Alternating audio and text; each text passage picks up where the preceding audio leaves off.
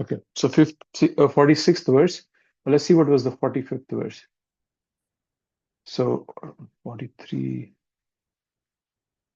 Yeah. So in the 44th verse, Krishna is saying that in the minds of those who are too attached to sense enjoyment and material opulence, and who are bewildered by such things, the resolute determination for devotional service to the Supreme Lord does not take place. Okay. And then he talks of the three-way, three modes, because we are not able to. 44th verse, he's saying that we don't have resolute determination. And the 45th verse, he's telling, why don't we have that resolute determination? It's because we are subject to the three modes of material nature. And the way to get out of is that to become transcendental to it, right? Free from dualities and free from all anxieties. And then eventually it all comes down to the fact in the 46th verse where Krishna is saying, all purposes served by a small well can at once be served by a great reservoir of water. Similarly, all the purposes of the Vedas can be served to one who knows the purpose behind them. So this is an important verse. So let's break it down and see what Krishna means about this analogy that he's bringing out. So now the meaning of the analogy, right? Like a small well can give us enough water for some needs, like drinking, washing, and so forth. A large reservoir, like an ocean, can supply all our needs. Like, for example, we need water for irrigation, bathing, cleaning, cooking. It can sustain entire communities, right? So when you have the reservoir, you don't necessarily need a little well. Right? So similarly, what Krishna means by that, what Prabhupada is explaining in the purport is that the Vedas contain many different material sections and material purposes. Okay, so there is uh, the section where you're just meant to do your karma, like karma kand. It's called karma kand. Kanda means section. So karma means the rituals for material prosperity. Okay, you want a good spouse, you pray to this demigod. You want money, you pray to this demigod, so forth. Then the Vedas also talk of jnana kand. Jnana means philosophical speculation. And then there is upasana kand. Upasana means worship to fulfill desires. So primarily the Vedas talk of these three things: karma, uh, dhyana, upasana, right? However, if one understands the ultimate purpose of the Vedas, which is to know and love Krishna, then all the benefits of the Vedas can become automatically fulfilled because they culminate in Krishna. Right? So now Prabhupada mentioned this in the purport in the 15.15th verse. Does he mention that? I thought he did. Oh, here. He doesn't. Oh, yes, okay. He doesn't necessarily quote the verse, but he quotes it in a verbatim. He's saying that word in verb text form. He's saying the author and knower of the Vedanta philosophy is Lord Krishna. So Krishna says in the 15th chapter, 15th verse, Sarvasya chaham hriday sanivishto mata smritir jnanam apohanam cha vedesya sarver aham eva vedyo vedanta krit vedavid eva chaham. That from all the Vedas, what is to be known is to be me, and I am the Vedanta Krit. I am the one who's written the Vedas, right? So, so that's the purpose of the Veda. Vedesha sarve aham eva ved. So the reservoir becomes Krishna consciousness. Okay. So once someone is fixed in Krishna consciousness, then we don't have to chase after temporary benefits offered by other rituals. However, once again, I think I should highlight this to all of you.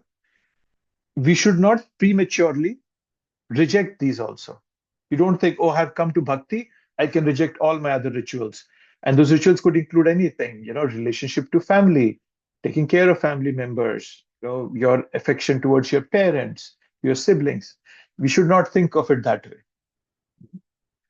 So, but then yes, that's the essence of this verse. Right? And then what is the immediate context in this chapter? So what has Krishna been explaining? One, he explains soul is eternal. Okay. Then do your duty, Arjun, because by doing your duty, you will go to heavenly planets, because he was thinking that he'll go to hell. Then Krishna starts teaching about work without attachment, right? And then in the last verse, 45, which we were reading, Krishna tells Arjun to rise above the, what was that? 45. About the three modes of material nature, right? So, and then in this verse, Krishna is giving a conclusion.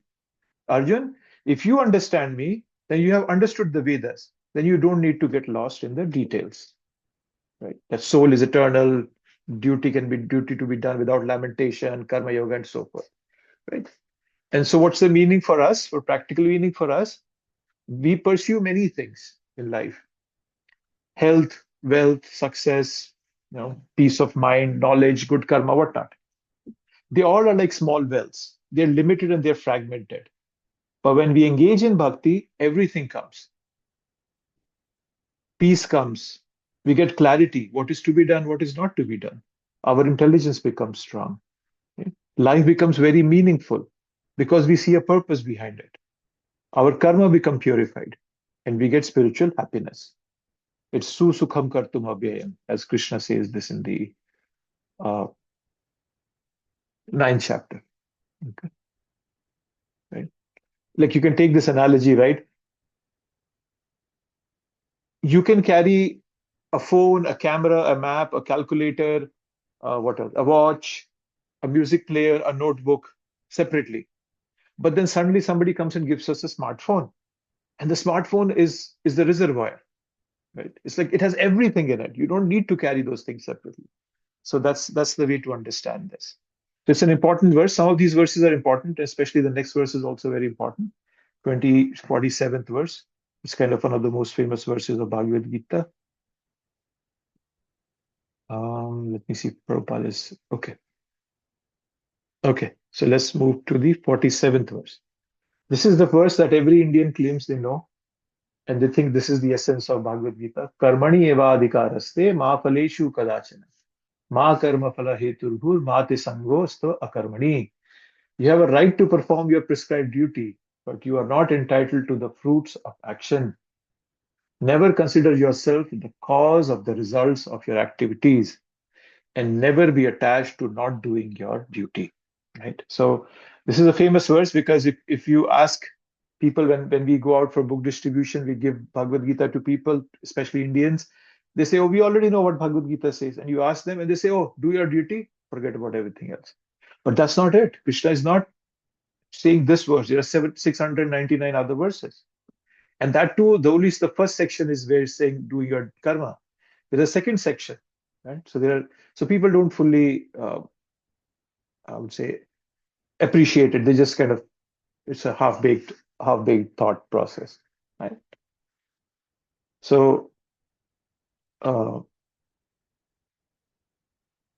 yes, so this is an important word. Let's see, Prabhupada is saying, okay, one who is attached to the result of his work is also the cause of his action, right? So what it means is that, in a karmic sense, we are responsible for the actions whose results we are attached to, right?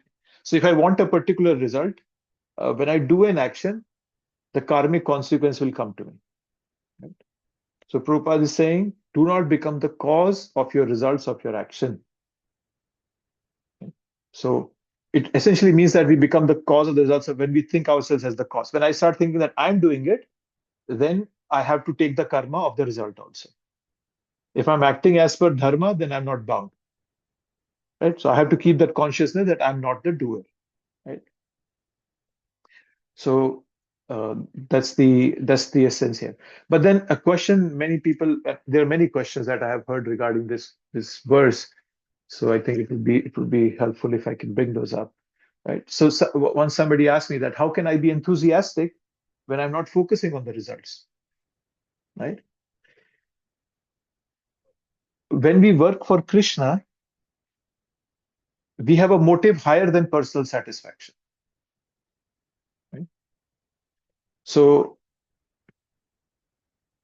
we don't have to be isolated. It's not like we become in isolation, right? But then the idea of karmanyevadika raste is that we don't focus on the results at all. We don't let our mental energy get directed towards results. Arjun fought for a result. Everyone works with results in mind. Non-attachment to the activity is not world denying. Like we're not saying that, okay, don't be attached, deny the world. No, you can still do everything. The only thing is that don't be attached to the results. That's the thing to understand. That's what Krishna is highlighting in there. And Krishna will keep bringing this again and again in different chapters, right? So, but then the thing to understand is that, as Krishna is saying in this verse, is never consider yourself the cause of the results of your activities. But does that mean, so if I'm not the cause of the results, then why do I suffer? So what Krishna means here is that you are not the only cause. The problem comes when I think I am the only cause of this action. Right? Let's take an analogy. Let's say a thief steals and is caught by the police, and the police takes the thief to the judge, and the judge sentences him to jail. So all three are causes. Okay, the thief, the police, the judge. Similarly, in this material world, me as a living entity, Jiva, Krishna as Ishvara, and this Prakriti, nature. They all three are the causes. But the police would not have arrested, or the court would not have sentenced the thief if he would not have made the steal. Right? So in that sense, the person's robbery is the initiating cause. Therefore, we have to take responsibility. So understand that. Right? Yes, I'm not the only doer, but in one sense, I'm the initiating doer. So that's why I get to take responsibility of whatever is coming out to me. Okay. And Krishna talks about this in the 18th chapter. There are 5 different causes of any result. Right? There's a super soul, the performer, the senses, and so forth. He does that. No, Babuji, I have a question. Yes. So how do you wrap around, how do you wrap your head around the situation where you've given your 100% and you still fail? Like, let's say I have an exam, a big, like a test, MCAT, whatever, and then you studied a lot and you failed. So how do you not, how do you not expect to pass that exam? How do you not like, I'm not the word attached, but you are expecting to pass, right? So you're asking me how to be detached from it? Is that what you're asking? Yeah, like just the first sentence. You have right to perform your prescribed duty, but you're not entitled to the fruits of the action. Why am I not entitled to the result when I put in the hard work? Like why I'm not entitled to the good examination score when I put in the hard work? Yeah, that's a good point. Understand this way, your effort is in your hand, but the outcome depends on a million of variables, most of which are not in your control, right? So, for example, let's say you're going on the road, you go on the road, you're driving, and you get into an accident. Were you responsible for it 100%? No. But then there is a completely different trajectory of another person coming, his karma, what he's having. He had a bad morning, his wife or husband fought with him or her, whatever. So his karma is entangling with your karma. So there are millions of variables, but so which you don't control. That is why you don't have control over the outcome, right? You can try your best. Let's look at this example. You try your best for an exam, and the morning you're going to go for an exam, you wake up with a fever. Now, who's responsible for that? Did you do it? Right? No, you did not. Right? So we have to understand the pain for sure. Yes, okay, this hurts. I tried. It didn't work out. I feel disappointed. Detachment is not about suppressing your emotions. It's about seeing them without becoming them in one sense. But so yeah, okay, so you acknowledge whatever you're going through, but then ask the key question, which part of this is actually in my control? Was I sincere? Yes. Did I prepare fully? Yes. Did I take guidance from teachers? Yes, I did. Did I put in an honest effort? Yes. Then you did your dharma, all done. But the rest is not in your domain. So you have to understand the reality of that complexity. Timing, other people, circumstances, unseen factors, karma, divine arrangement, who knows, the larger plan for you. And I can assure you, if you look into your life, retrospectively, everything that happened to you brought you to where you are today. And I know, I mean, I can give you dozens of examples about my life, what I have gone through and what I have seen, that I can now connect the dots retrospectively. That, okay, this happened. That is why this good thing happened. I can give you a quick example. I used to work in India. This is way back in 2005. And I got frustrated with my job. I moved to another company. The day I entered that new company, I knew I made a mistake, wrong decision. But okay, I was also preparing to come here for a PhD. And you will not believe it, the vice president in that company, who I didn't know existed till I entered the company, he had studied here and had come to India to work. And he connected me to professors here. And everything worked out like a piece of cake. Then I got connected to professors, they called me and all that. So I'm just giving you one example that I could have been frustrated by saying, oh my God, I made a huge mistake. Why did Krishna let me do it? But then Krishna had a bigger plan for me.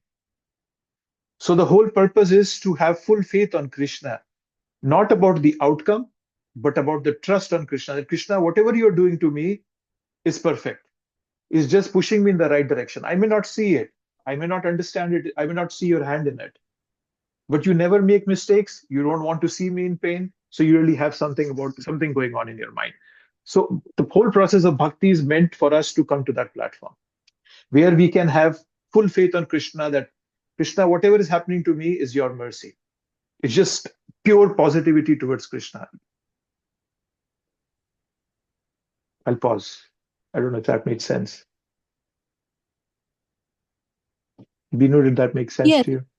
Yes, I mean, at the end of the day, like, we always hear whatever happens, happens for good. God has, plan for us. And at the end of the day, there is your karmic reaction, your karmas from the past, right, is also involved. Yeah. Um, a lot of things. But this was when I was this was one of a very, very hard concept that, first of all, I had now it's becoming more and clearer and clearer, but this Yeah. was one of the concept that I had very hard time wrapping my head around. And then when I was reading this Gita with my kid, with my daughter, this was something that I had very hard time explaining. So And it's not nothing to worry about. See, it all comes as we grow in bhakti. It's not going to turn your this philosophy won't just settle in your mind overnight. That is yeah. why you have to do it every single day. But I can assure you, from whatever little I have put in, I can see it happening. And but you have to be very conscious because you're going against the grain, right? The whole universe is going in one direction, and you suddenly pick up, nah, I'm not going that way. I'm going a different way. So it's going to be hard. It's not going to be easy, but the result is going to be there. And another Krishna conscious understanding is that even if you fail in that, it's never a failure because you always learn something from it. But it's all about a mindset, how you put it, right? Even if the external outcome is disappointing, you succeeded because you know you grew spiritually, for example. You aligned with your dharma, you acted under somebody's guidance, you purified your heart. Well, it's just so Krishna sees your intent, not your scoreboard. So once he sees your intent, you're successful, you're done, you're good. Yeah. So yes, Deepti. Hare Krishna Prabhuji. So I'm a bit confused here. Please help me understand. So you said that we should not consider ourselves the cause of the results because there are multiple variable factors which are helping us do that. And if we associate ourselves to be the doer, we are bound by karmas. But then you also said that we should be responsible, take responsibility of what we are doing. Will that bind us to the karma? Take responsibility of we are doing. I didn't get you. What do you mean by that? I think Uh, you said while explaining before Binu Mataji asked the question that we should be responsible for what we are doing. We well, should take Mm. responsibility. when I said be responsible, if I said that, I must have meant that responsible in the sense that don't don't waste or don't just uh, throw away this precious human birth that we have. Responsible means that do the right thing. I didn't mean responsible means that you are responsible for the outcome of it. I meant be responsible in the way you're behaving, the way you're acting. That's what probably I meant. Okay, maybe Not I not misunderstood. yeah, not about the outcome. Outcome, we have to be cognizant of, like for example, when Arjun was fighting, he was not like, oh, I don't care what happens. No, no. He made plans, he knew whom he had to kill, and he would kill them. But then he was not like attached to the result. He was doing exactly what he was supposed to do, but he was not attached to the results. That's the way we have to, you can plan for the outcome, but not get attached to the outcome. Okay, thank you. Okay, so this is an important verse which people generally confuse. Um, so we have the right to do work, okay, um, but we don't worry about the results.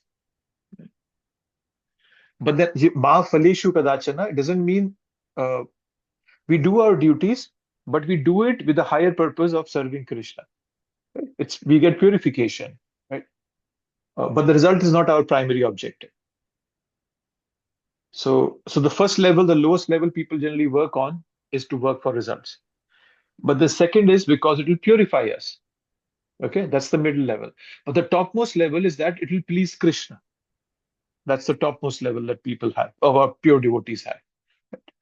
Uh, so, for example, we have this Bhakti Shastri. Many of you are looking forward for a degree, and then there are exams that you all are giving. But as I have told you so many times, the goal is not that you clear the exams, you get good marks. No, the goal is that did you understand everything? Did it help in even a bit to purify ourselves? Did we come out more clear about bhakti from this course? Right? So when we go with this motive, then it frees our dependence on the results. Right? That's what I mean. Well, my personal experience has been that whenever I try to really do something, that's when I don't get the result. But when I stop doing that much persistence, then for some reason or the other, things automatically happen. Hmm. So you mean like when you stop paying attention to it, it starts to happen, right? Yeah. Yeah, like, so I keep doing it and I stop my own persistence, okay, whatever is going to happen. Hmm. And then I just keep doing my effort. And then the things start, following. Yeah. Yeah. Yeah. Yeah. I Sorry. Go ahead. so I think it's a fine line to know when to stop, when to surrender, and when to be persistent. Because we Hmm. also learn not to give up, never give up, and then one point you get successful of everything that you put into. And well, I don't know if you said it, but when Srila Prabhupada wasn't persistent when he had to give up one of the like a temple space in India somewhere before he came here, the leagues of devotee, that area, and then Hmm. but he was so persistent about Juhu temple, he never gave up to like that land, So there, like you have to like there is a fine line, between that surrender and being persistent. Yeah. However, the knowledge to discriminate whether I should surrender here or should I continue persisting comes from this from bhakti. That's where, like when you give the example of Prabhupada, he had that knowledge. He was clear. Okay, I'll put my effort here, but not here. Yeah. So yes, yeah, that's a good point you bring out. Thank you. Okay, all clear about this verse? Mafaleshu kadachana. So if anybody tells you this, that hey, I know Bhagavad Gita say karmaneva tikaraste mahaphaleshu kadachana, just do your duty and forget about everything. You tell them no, it's not just about doing your duty. It also says not depending on the results. And if somebody says not depending on the results, then who's the one who's defining all the results? Who's controlling them? It's coming from Krishna. That's the essence of this whole book. That Krishna is the basis of everything. Okay. So let's go to 48. Perform your duty equipoised, O Arjun, abandoning all attachment to success or failure. Such equanimity is called yoga. Yogastha is called equipoise. Right? So now Krishna will repeatedly talk about these words, different words. Titikshava, dhira, yogastha. They all mean, just be equipoised, tolerate. Don't try to get overly attached to anything. Like Krishna is saying, attachment to success or failure. Don't do that. So become situated in yoga. So we all have a set of duties to perform. We have desires coming on a daily basis, on a minute basis. Right? So, and I notice this, and all of you must be noticing it, that you just, moving around quite vigorously, and there are desires that just keep coming in. Krishna says, be equipoised. It's balance of forces. Right? So, Krishna is revealing more of what yoga means. Right? So, when we do our duties, the things might not go the way we want them to go. So, do we stay the same, whatever result we may get? This doesn't mean we neglect our duty, right? We don't say, oh, it doesn't matter. No, there is a difference between carelessness and detachment. We have talked about it. We are supposed to do our duty best we can, not be careless about it, right? That is why Krishna is saying, Karmanyevadhikaraste ma phaleshu kadachana. You have the right to perform your duty. You're supposed to do your duty, but don't get attached to the results, right? Do your best and remain the same, whatever may come. But then somebody can say, oh, Prabhupada used to get angry. He was not, many times he was not equipoised. But that's a level of a pure devotee, because a pure devotee knows where and how to use his or her emotions. So that's a very different level. We should not imitate Prabhupada. We should try to follow him if possible. Being tolerant of the external circumstances. So, so now Krishna will speak about this later on in this chapter, that we all take dictations from our senses, right? And when our senses are conditioned, we get more and more into trouble. But then when we take dictation from Krishna, coming through Bhagavad Gita, through devotees, through Guru, then we are not bound to the results of our activities, because we are acting on behalf of Krishna. So this principle of following higher authority,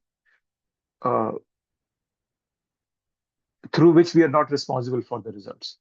So we are trying our best to follow authority, right? So yeah, so that's what we're trying to do. So always consult higher authority. Like you should have mentors, gurus, so that they can tell you what is to be done, what is not to be done. It's a good idea. Confirming one's life to Krishna's desire. Right? Krishna's desire will come to pass anyways. It's not like you can change the path that Krishna has set. Right? So sometimes people set a goal for their life, but then the world moves against their desires. That's called suffering, technically. That's what suffering is, when things don't work out the way we want them to. It's a reversal of fortune. Last Saturday, I was giving a class somewhere, and I was telling them about Israel, right? I might have mentioned this to all of you also, but in Israel, Israel was the fifth happiest country in the world in 2023. There is a World Happiness Index that comes out. You can look it up. So in 2024, it came out, somewhere in March it came out. It said Israel is the fifth happiest country in the world. In October of 2024, Hamas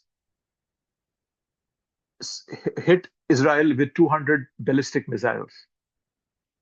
Now Israel is not the happiest country anymore, the fifth happiest country. So there is always a reversal of fortune. There's going to be suffering. But so when to act in yoga, we leave it to Krishna, because anyways we can't control it. So yeah, so just keeping that in mind, that we are not controlling anything. So we have to be yogastha. And it comes through a practice. We have 4 regulatory principles, what Prabhupada has given us. We have chanting. And so there's some very practical ways by which we can come to the level of yogastha. So, concentrating our mind on the Supreme by controlling the ever-disturbing senses. It's all-encompassing. Everything is there in this.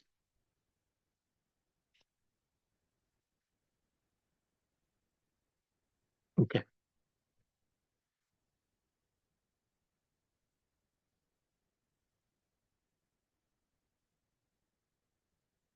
"49. O Dhananjaya, keep all abominable activities far distant by devotional service, and in that consciousness surrender unto the Lord. Those who want to enjoy the fruits of their works are misers." Right? Right? Uh, just like we take care of our house, right? So we do a deep clean and then suddenly a cockroach shows up. So we get angry, we bring the broom and sweep the cockroach out. Similarly, it's a no nonsense policy. We want our house clean. So similarly is the intellect of a devotee. When any nonsensical thought comes to our heart, mind, we just sweep it out. How? By buddhi yoga. So that's what Krishna is saying. Durena avaram karma buddhi yoga. So he's saying by buddhi yoga, dureda, keep it dur, keep it far off. Keep all the abominable activities away. And what are those abominable activities? Prabhupada has taught us the 4 regulative principles. Because those 4 regulative principles are directly correlated with truthfulness, cleanliness, austerity, and mercy. Right? So meat eating, it kills our mercy. Right? Illicit sex, it kills our austerity. Right? So yeah, there's a correlation for all 4 of them. So all the principles of truthfulness, cleanliness, austerity, and mercy, they are abominable. When we break those principles, then it starts disrupting our consciousness. It hurts our consciousness. It doesn't allow us to progress spiritually. Right? The consciousness gets sucked more and more into matter. We might not even realize it. So we use our intelligence to surrender to Krishna. But as I mentioned before, we don't surrender our intelligence, we surrender with our intelligence. We have to ask questions. We don't blindly accept what Guru or Sadhu says.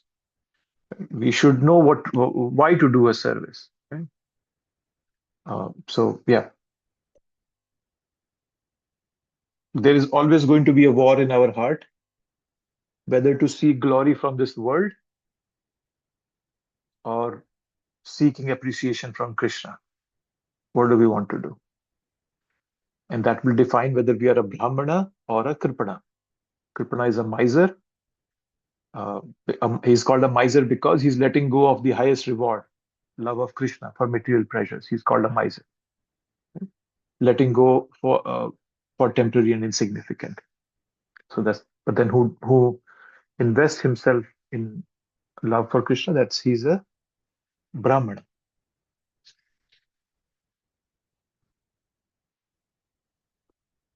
Mm, 50. A man engaged in devotional service rids himself of both good and bad actions even in this life. Therefore, strive for yoga, which is the art of all work. It says, what's going? Yoga karmashu kaushalam. It's an art of all work. So it's an important verse. This verse has an important part also, as I was saying, yoga karmashu kaushalam. Right?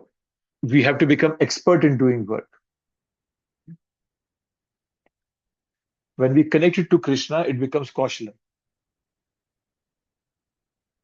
When somebody becomes a devotee, he gives up the good and bad of this world by engaging in bhakti yoga. Right? When a soldier fights on behalf of the country, the American government gives them a Purple Heart. Right? Similarly, Arjun is fighting a war on behalf of Krishna. There is no good or bad because it is connected to Krishna. So this is yoga. So working in such a way that our work becomes Krishna conscious. How to remember Krishna day in, day out. That's the whole purpose. That's why devotional service. So we can attain perfection in this life itself. I think Krishna is using, no, he's not. He's using iha. Yeah, that's the word he's using. Iha, in this life, even in this life. So we can become pure in this life itself.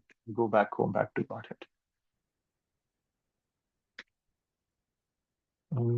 51. Yes, Sandeep. 52. Prabhuji, one question. The word used here is buddhi yukto, right? But the way it's been explained is bhakti, correct? So why would like buddhi yukto be used instead of bhakti here? Shouldn't it be like bhakti yukto? So you're saying, what does the word buddhi yoga mean? Yeah, because see in that 50, it starts with buddhi yukto, right? That sloka. No, I know that. Yeah, it says buddhi yoga. Yes. So So in yeah. Bhagavad Gita, buddhi yoga ultimately refers to bhakti yoga. It's Krishna's own progression of logic in Gita, right? So buddhi, what is buddhi? First, let's all see. So uh, buddhi is the faculty of discrimination and decision making, right? It is that intelligence that can distinguish matter from spirit, an intelligence that can choose Krishna over Maya, right? Stay fixed on the higher goal. So buddhi yoga literally means using the intelligence to connect with Krishna. That's what the literal meaning if I translate it, right? So Krishna uses this word across Bhagavad Gita at many places, right? Um, but then there is one verse, and I think I should pull that up. I can show you. It's in the 10th chapter, 10th verse. I don't know where will it come. Let me just open it up on database if I can find it. 10:10. 10:10 is Tesham Satata Yuktana Bhajata Priti Purvakam Dadami Buddhi Yogam Tam Yena Mam Upayanti Te.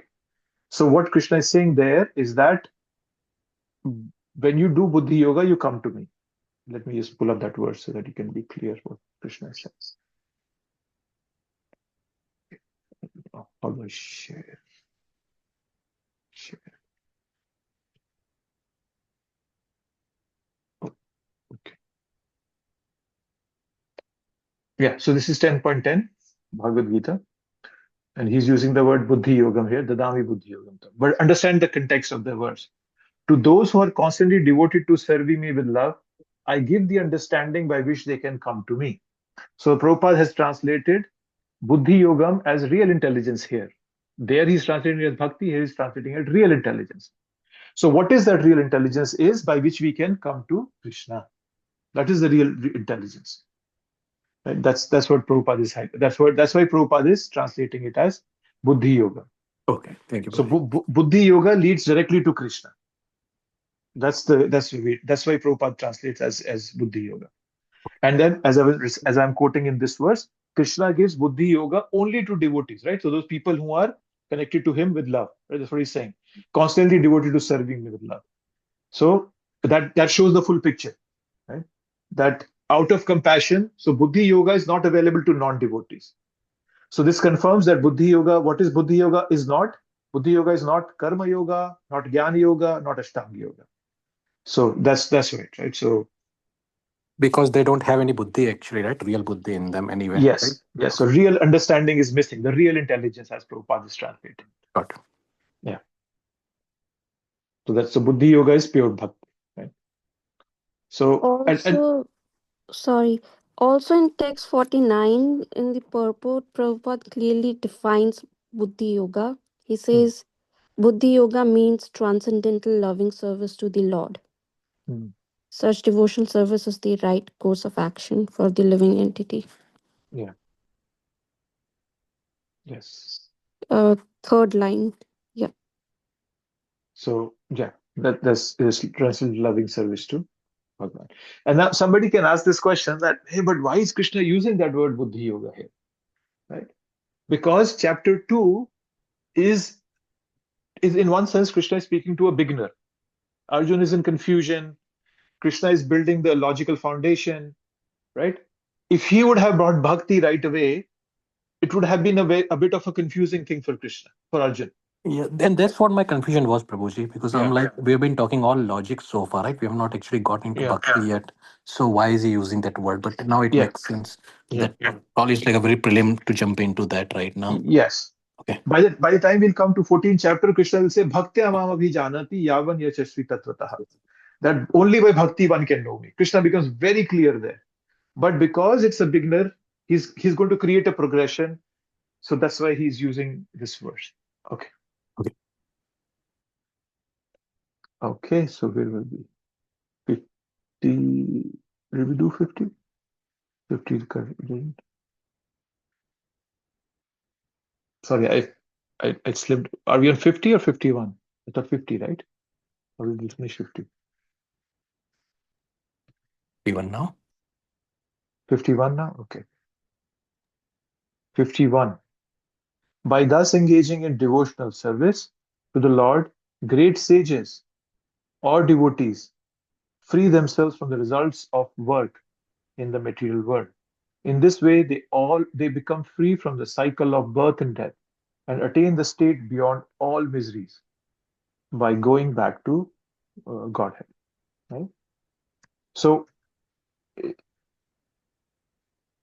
by engaging devotional service to the Lord, so the work we do can be used for bondage and can also be used for liberation. Yoga karma kaushalam. That's what Krishna used earlier. A devotee becomes expert at using his karma to get liberation from this material world. Right? So, for example, take let's a very simple example of cooking your food. Right? Yes, the same activity can help us in liberation when we offer that food to Krishna. And the same thing can be a bondage, right? Uh, if we don't offer it to Krishna. And Krishna says that in the third chapter that, hey, if you don't offer, you're eating sin practically. Right? So while we are performing our karma, we have to have intelligence, introspection, and then action. So intelligence, what does intelligence mean? Is the discrimination of right from wrong. What does Krishna want me to do? Right? And that might be a bit lofty. Sometimes I feel I don't understand what Krishna wants. But then we have representatives of Krishna as a guru who can tell us exactly, hey, Premdham, you need to do this. I want you to do this. Then it becomes clear, okay, my guru, and he's a self-realized soul. He knows what Krishna wants. So I'll just listen to what he wants me to do. Right? So Bhagavad Gita gives a generic knowledge of right and wrong, and the guru makes it very specific. By that, intelligence becomes very strong. While doing the right activity, we need the right motive and intentions. Right? And introspection takes care of that, secondly. Right? So we do our actions with the right intention. And then when we do it this way, with intelligence and introspection, then we progress on bhakti and it results in liberation for us. So that is what Bhagavad Gita is teaching. Proper intelligence and introspection and then action. So the result of practicing Buddhi Yoga is given in this verse, right? They get free from the cycle of birth and death and they go beyond all miseries. That's right. So padam gacchanti avya anamayam. Right? So gacchanti means to reach, padam is the abode of the Lord. Right? Anamyam means no miseries. Right? Just like they say kuntha is misery, Vaikuntha means no misery. Right? So anamyam, another meaning of the word anamyam is Vaikuntha. Right? Uh, Sometimes people say, oh, I'm religious but not spiritual, or some way or the other like that. Right? So uh, spirituality means we go beyond the right and wrongs of this world and we do what Krishna wants us to do. It becomes transcendental morality. Uh, okay, so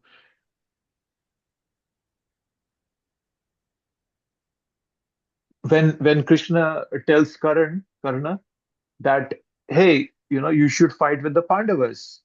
He said, no, I'm loyal to Duryodhan, right? So in one way, he was saying, hey, I'm dependent on Duryodhan for my bread and butter, right? But what Karan didn't realize that that was a very material level of morality. His intelligence was messed up. He had not read the Bhagavad Gita, right? So, so many things that we see, they might not seem as if they are moral, right? But when we look at it from the intelligence of the Bhagavad Gita, then we'll be able to understand that. Right? You know, when Krishna steals butter, is he immoral? No, he's not immoral. It's just like a shop owner eating sweet from his own shop. That's not immoral, right? But as a devotee, we don't misuse that principle. But right, uh, so yeah, that's the way to understand it. So, but then till then we don't come to the level of transcendental morality, we keep our material morality. First, we be a human, and then we become a devotee. Right? Yes, Gandharvika. So I'm sorry, what's the analogy of shop owner eating his own sweet? What was it Oh no, explained? I was saying that sometimes people say that Krishna used to steal butter from other people's houses. That's immoral, Oh, oh, okay, I see. right? But then it's not immoral because they all belong to Krishna. Krishna says, right? Aham bija pradapita. I am the seed-giving father of every living entity in this world. So everything belongs to him, right? Everything is his. So he's just like a shop owner eating sweets from his own shop. It's not immoral. I see. Thank you. Yeah. Right?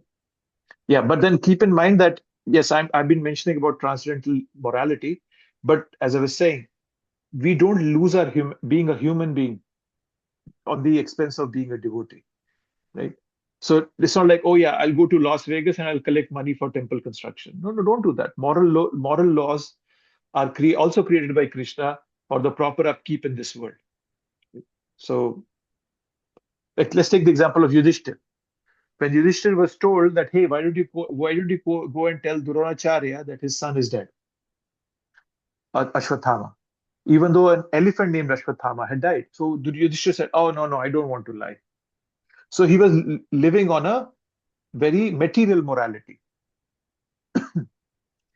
But transcendental morality is Krishna wants me to lie, I will lie. We don't understand Krishna. He's so yeah.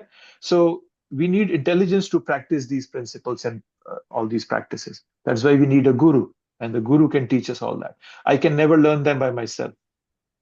I might think, oh yes, I know what is right for me. I know what is the right thing to do. I'll do the service this way or that way or whatever. No, no. Any doubt, you ask your guru. That's the problem in this world is that we all do action without intelligence and introspection. And gradually our life becomes meaningless. It becomes bitter to some extent. So hopefully you all are introspecting. Don't just live your life in a bland way. Just say, okay, yeah, I'll just do this, not thinking about it. Okay. 52. Okay, 50. We'll wrap up till 53, then we'll wrap up.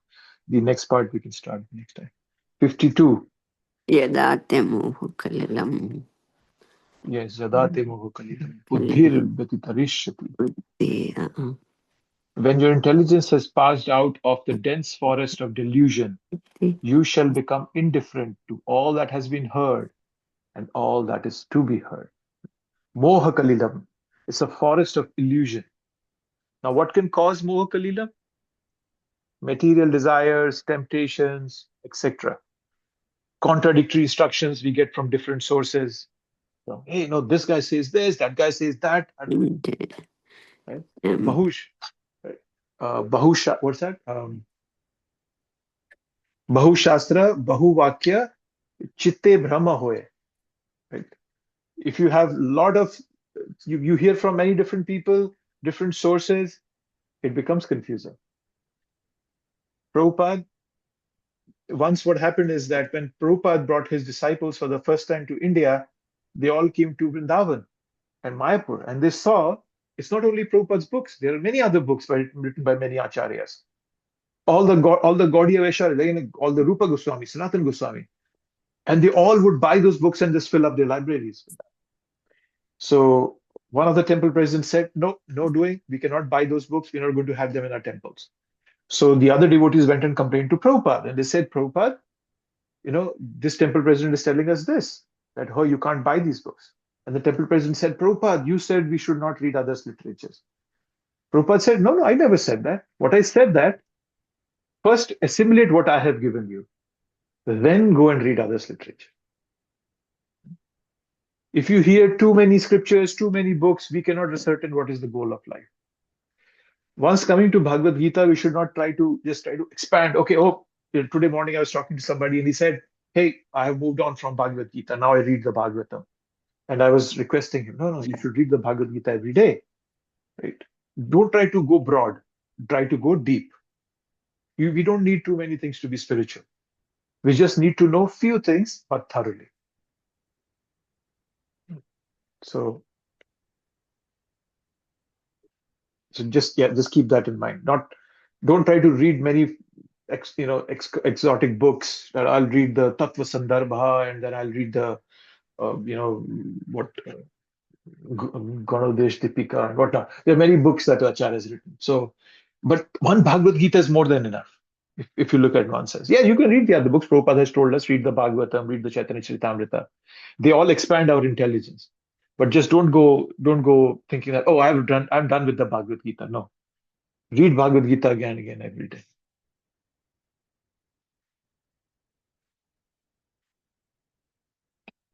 Okay.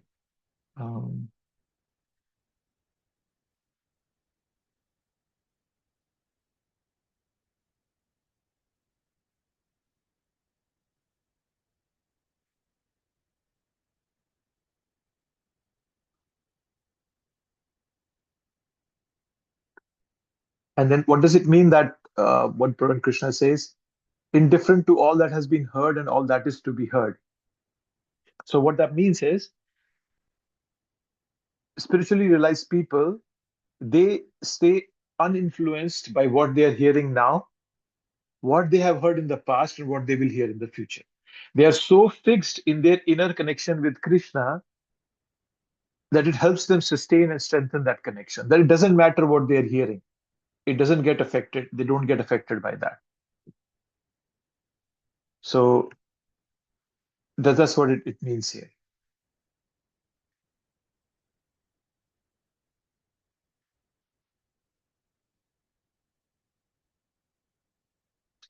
Okay.